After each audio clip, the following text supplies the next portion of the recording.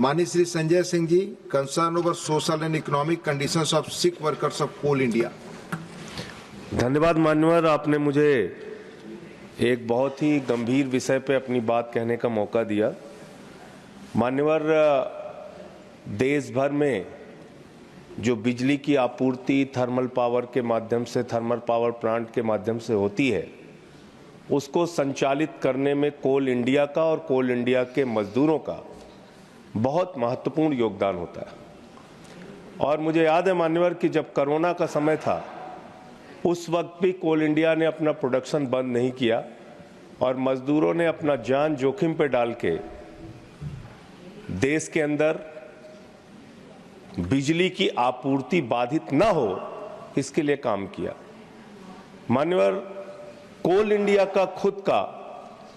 National wage act है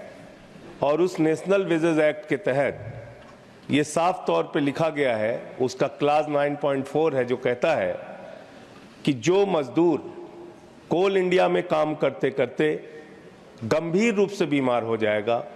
किसी को कैंसर की बीमारी, किसी को लीवर की बीमारी, किसी को किडनी की बीमारी, यानी कि जो गंभीर बीमारियां हैं, उनके लिए ये नियम बनाया गया कि उनके जो आश्रित हैं, उनके जो डिपेंडेंट्स हैं, उनको नौकरी दी जाएगी और इसके लिए जो परीक्षण होगा, चिकित्सीय परीक्षण होगा, वो मेडिकल बोर्ड करेगा, कोल इंडिया का मेडिकल बोर्ड करेगा। लेकिन बहुत दुर्भाग्य की बात है मान्यवर कि 18 नवंबर 2017, करीब करीब 7 साल से अधिक का समय हो गया है, आज तक वो मेडिकल बोर्ड काम ही नहीं कर रहा है। मेडिकल बोर्ड काम नहीं कर रहा मान्यवर। और वो जो मजदूर हैं, उन्होंने महामहिम राष्ट्रपति को कई बार प्रार्थना पत्र लिखा, आदरणीय प्रधानमंत्री जी को कई बार प्रार्थना पत्र लिखा, कोयला मंत्री जी को कई बार प्रार्थना पत्र लिखा। जो वहां से रिप्लाई आया वो भी संतोषजनक नहीं है, वो रिप्लाई भी उनके पास था। तो मान्यवर, मैं आपके माध्यम से सरकार से विनम्र अनुरोध करना चाहता हूं कि जब आपने वेजेस एक्ट बना रखे हैं उनके लिए, और ये नियम है